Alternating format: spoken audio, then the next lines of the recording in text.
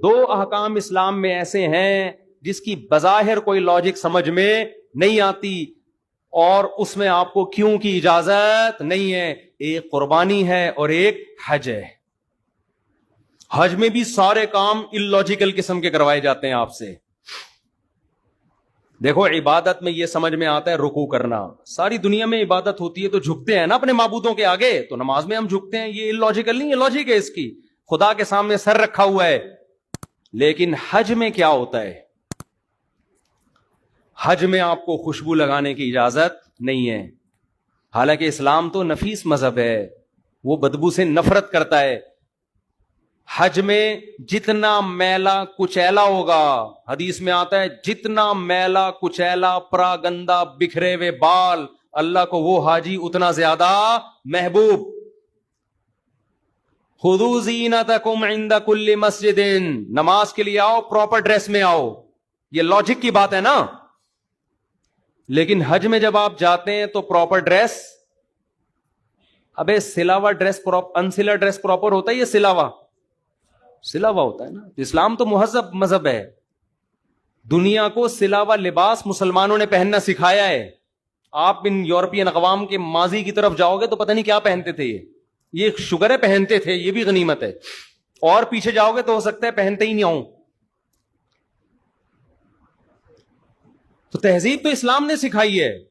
لیکن حاجی کا 3 piece suit, tie اور شیروانیاں اور کڑھائیوں والے کرتے اس سے اتروائے جا رہے ہیں. اسے کہا جا رہا ہے ایک ازار اور ایک چادر, اور اس میں بھی کندھا کیا رکھنا ہے, کھلا. سر پہ ٹوپی نہیں پہننی, اس لیے کہ ٹوپی پراپر ڈریس ہے. سمجھ رہے ہیں؟ تو سر کھلا رکھنا ہے, چہرہ بھی ڈھانپنے کی اجازت نہیں ہے. اور کمال کی بات یہ, وہاں عبادتیں دیکھو کیا ہو رہی ہیں.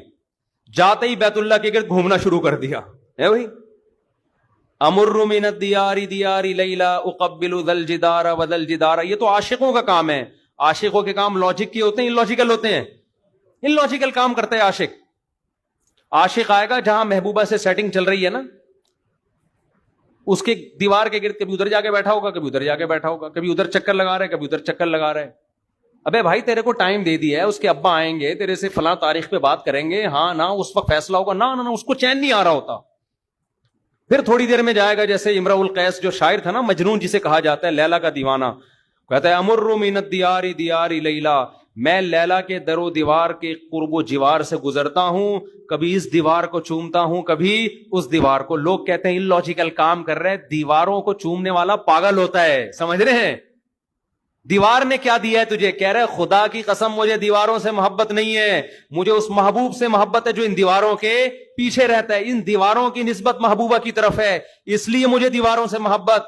مسلمان یہی کام بیت اللہ کے ساتھ کرتا ہے, ان دیواروں کے گرد گھومتا ہے جو گارے اور مٹی کی بنی ہوئی دیواریں, اسی سیمنٹ سے بنی ہیں, اسی مٹی سے بنی ہیں, اور کوئی الگ سے کوئی مخلوق نہیں ہے. وہ ان کی ریپیئرنگ بھی ہوتی رہتی ہے. اینٹ گرتی ہے تو دوسری اینٹ لگا دیتے ہیں اسی سیمنٹ کی, اسی دیوار کی. لیکن مسلمان جاتا ہے لاکھوں روپے, 10 15 لاکھ روپے خرچ کر کے جا کے کیا کرتا ہے, ان دیواروں کے گرد چکر لگاتا ہے, ان دیواروں کو ہاتھ لگاتا ہے, ان دیواروں کا بوسہ لیتا ہے, ان کا غلاف پکڑ کے روتا ہے. اور جب غیر مسلم ہنستا ہے کہ تو کیا کر رہا ہے, ان پتھروں میں کیا رکھا ہوا ہے, وہ کہتا ہے مجھے خدا کی قسم ان پتھروں سے محبت نہیں ہے, اس گھر کی نسبت جس خدا کی طرف ہے مجھے اس خدا سے محبت ہے. یہ میرا گھر نہیں ہے, اس گھر کی ویلیو میری نظر میں 0 ہو جائے گی. لیکن خدا کہتا ہے یہ گھر کس کا ہے, میرا, تو اس کے گرد چکر لگانے کے لیے لاکھوں روپے خرچ کر کے احرام باندھ کے آیا ہوں میں. تو جو اپنے آپ کو غلام سمجھے گا وہ حج بھی کرے گا اور عمرہ بھی کرے گا. وہ پھر صفا مروہ کی سعی دیکھو, یہ کون سی عبادت ہے, یہاں سے بھاگتے ہوئے وہاں جاؤ, وہاں سے بھاگتے ہوئے ہے بھائی, کوئی لاجک بنتی ہے اس کی؟ یار نہیں آ رہا سمجھ میں, نہیں آ رہا ان کے سمجھ میں, کوئی لاجک بنتی ہے؟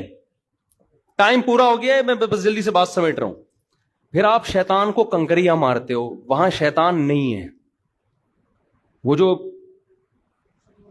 ستون بنے ہوئے نا, بڑا شیطان, درمیانہ شیطان, چھوٹا شیطان, وہ نہ بڑا شیطان ہے نہ درمیانہ, نہ وہ کچھ بھی نہیں ہے, وہ صرف ایک نشانی ہے.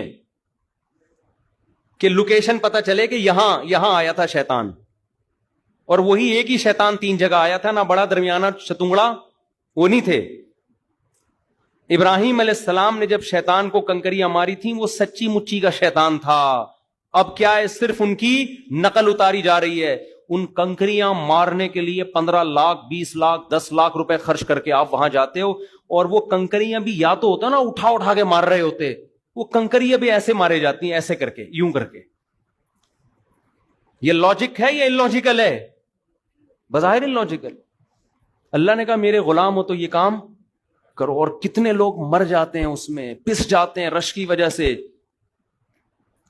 اور کمال در کمال یہ کہ جب سارے ارکان سے آپ فارغ ہو گئے, لاکھوں روپے خرچ کیے, عرفہ کا وقوف بھی ہو گیا, سب فارغ ہونے کے بعد اللہ کی طرف سے آپ کو پروٹوکول کیا ملتا ہے؟ ٹینڈ کرا لو اپنی. واہ.